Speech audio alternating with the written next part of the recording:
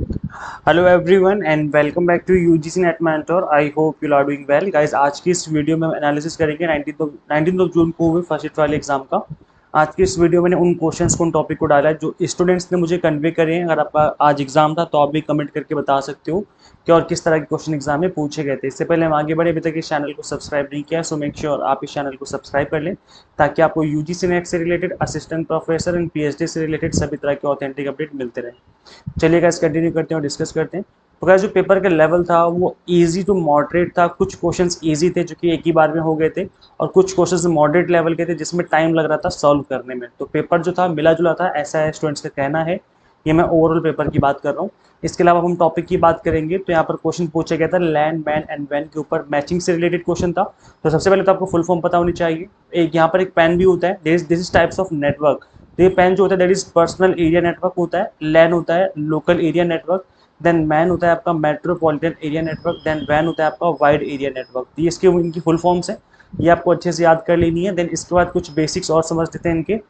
यहाँ पर गाइस आप देख सकते हो कि जो लोकल एरिया नेटवर्क होता है वो आपस में जो कंप्यूटर होते हैं उनको आपस में कनेक्ट करता है, मतलब उनको एज एन इंटरनेट से कनेक्ट करता है। सपोज करो मैं एक बिल्डिंग में रहता हूँ या मैं ऑफिस में काम करता हूँ, तो ऑफिस में जितने भी कंप्यूटर जो हैं सभी इंटरनेट से कनेक्टेड है, तो वो आपका लोकल एरिया नेटवर्क कहलाएगा, बिकॉज उसमें जो है बहुत ही नियर बाय जो कंप्यूटर है वो आपस में कनेक्टेड है। देन इसके बाद आता है आपका मेट्रोपॉलिटन एरिया नेटवर्क मैन, जो कि एक शहर में, जैसे सपोज को दिल्ली है तो दिल्ली में जितने भी आसपास जितने भी लोग इंटरनेट यूज़ कर रहे हैं उनको आपस में कनेक्ट करने की जो है यहाँ पर एक नेटवर्क बनाया हुआ है, मेट्रोपॉलिटन एरिया नेटवर्क कहलाएगा। और एक शहर को दूसरे शहर से जो कनेक्ट जो कनेक्ट करेगा, जो नेटवर्क बनाएगा वो कहलाएगा वैन, it is wide area network. तो सपोज करो दिल्ली है, ये दिल्ली वाला एरिया है, ये आपका गुड़गांव वाला एरिया है, गुरुग्राम वाला एरिया, फिर फरीदाबाद वाला एरिया ले लो। यहाँ पर क्या है डिफरेंस, अभी यहाँ पर तो जो है डिफरेंस हो गया, डिस्टेंस होगी काफ़ी। तो यहाँ पर क्या है कि अगर यहाँ का एक नेटवर्क जो है यहाँ के नेटवर्क को जो है एक तरीके से कनेक्ट करेगा तो उसको हम वाइड एरिया नेटवर्क के नाम से जानेंगे। तो कुछ इस तरीके की चीज़ें हैं, ये तो नाम से पता चल रहा होगा आपको, ईजी है। 1986 की नेशनल एजुकेशन पॉलिसी के ऊपर क्वेश्चन पूछा हुआ था। जो आपकी नेशनल एजुकेशन पॉलिसी थी gives an unqualified priority to universalisation of elementary education. Elementary education के ऊपर फोकस किया गया। The thrust in elementary education emphasis universal enrolment and universal retention of children up to 14 years. यहाँ पर 14 साल तक के बच्चों की यूनिवर्सल रिटेंशन की बात की कि भाई इनको स्कूल में रखो, किसी भी तरीके से इनको स्कूल में पढ़ाओ, कंपलसरी एजुकेशन की तरीके से बात की गई। Substantial improvement in the quality of education की भी जो बात है इसमें की गई थी। तो ये कुछ रिकमेंडेशन थी उस टाइम पर, कुछ इंपॉर्टेंट पॉइंट्स हैं। देखो ये मैं ऊपर ऊपर से बता रहा हूँ, आपको डिटेल में पढ़ने की जरूरत है। 1986 को भी पढ़ लेना, 2020 को भी पढ़ लेना, दोनों ही इंपॉर्टेंट है आपके एग्जाम के लिए। गाइज आज के एग्जाम में भी प्लेजरिज्म के ऊपर क्वेश्चन पूछा हुआ था। तो गाइस जो लेवल्स ऑफ प्लेजरिज्म होता है इसमें 4 लेवल होते हैं। पहला जो लेवल होता है लेवल 0, ये कम्प्लीटली फ्री होता है, मतलब इतना जो है गवर्नमेंट अलाउ करती है, यूजीसी आपको अलाउ करती है कि आप इतना कॉपी कर सकते हो किसी के रिसर्च के काम को। तो सिमिलैरिटीज अप टू 10% जो है आप कॉपी कर सकते हो। लेवल 1 जो होता है वो 10 to 40% होता है। लेवल 2 जो होता है 40 to 60 होता है। लेवल 3 होता है अबव 60%। तीनों ही केस में आपका जो पब्लिकेशन है वो अलाउ नहीं होता और आपको मना कर दिया जाता है। आपको बोला जाएगा जब दोबारा करके आओ रिसर्च, उसके बाद ही हम पब्लिश करेंगे, आपका जो काम है आगे कंटिन्यू किया जाएगा।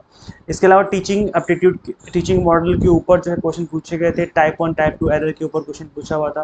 तो टाइप 1 टाइप 2 एरर क्या होते हैं, देखो गाइस, हाइपोथेसिस टेस्टिंग के अंदर 2 तरह की टेस्टिंग हम लोग करते हैं, 2 तरह के हाइपोथेसिस हम बनाते हैं। पहला होता है आपका नल हाइपोथेसिस, देन एक होता है आपका ऑल्टरनेट हाइपोथेसिस।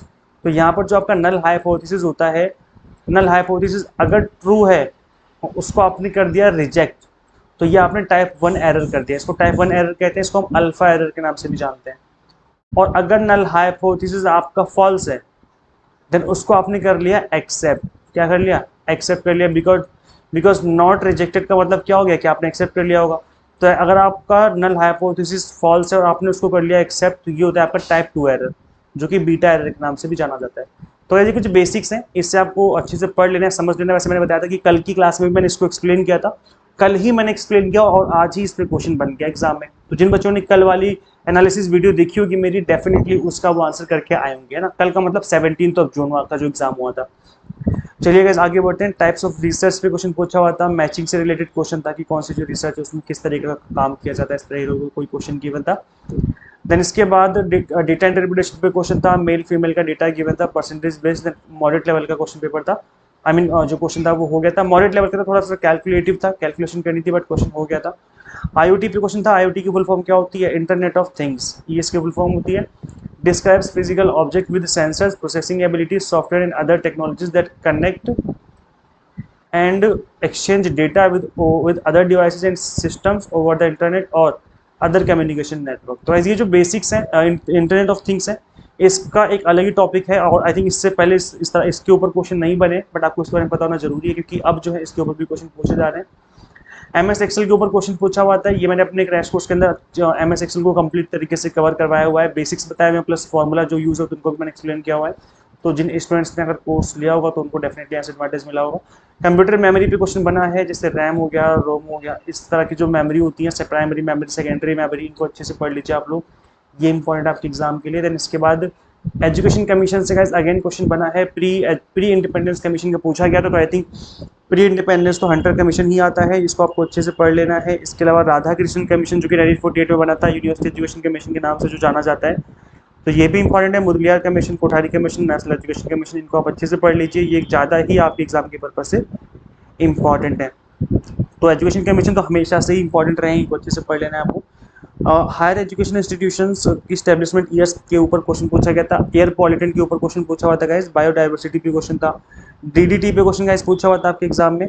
गाइस इसकी फुल फॉर्म होती है डाईक्लोरो, D4 होता है डाईक्लोरो, डाईक्लोरो, देन उसके बाद नेक्स्ट D का मतलब हो जाएगा यहाँ पर डी फिनाइल, देन उसके बाद T का मतलब हो जाएगा ट्राईक्लोरोथीन। तो ये इसकी फुल फॉर्म होती है, ठीक है। और ये होता क्या है गाइस, इसका बेसिकली एग्रीकल्चर में यूज़ होता है। एग्रीकल्चर जो आपका फसल वगैरह उगाते हैं किसान लोग, तो उसमें इसको डाला जाता है ताकि कीड़े वगैरह ना आए, और जो कीड़े वगैरह की दिक्कत होती है उसको फिर इसको कीड़ों को मारने के लिए जो है बेसिकली इसका यूज़ किया जाता है। तो ये आपका इन्वायरमेंट से रिलेटेड क्वेश्चन था, DDT, और इससे पहले ऐसा कोई क्वेश्चन बना नहीं, बट इस बार बन गया इसके ऊपर क्वेश्चन। कोडिंग डिकोडिंग के ऊपर क्वेश्चन पूछा हुआ था, लॉजिकल रीजनिंग नंबर सीरीज पे क्वेश्चन था, अल्फाबेट सीरीज पे क्वेश्चन पूछा हुआ था।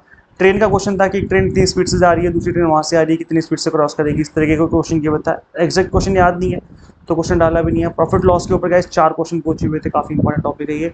पॉलिसीज पे अगेन गाइस क्वेश्चन पूछा हुआ था, तो क्लास नंबर 14, क्लास नंबर 15 मैंने पॉलिसीज के ऊपर ली भी है, पॉलिसीज पार्ट 1, पॉलिसीज पार्ट 2 करके।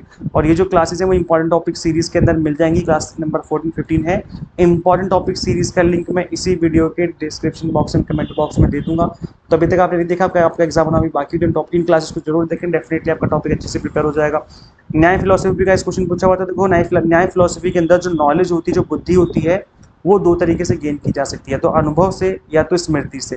तो जो अनुभव होता है, प्रेजेंटेशन होता है, दैट इज इसके 2 टाइप्स होते हैं, एक होता है वैलिड और एक होता है इनवैलिड। मतलब टाइप्स क्या कह सकते हैं, अनुभव 2 तरीके से किया जा सकता है, एक वैलिड तरीके से और एक इनवैलिड तरीके से।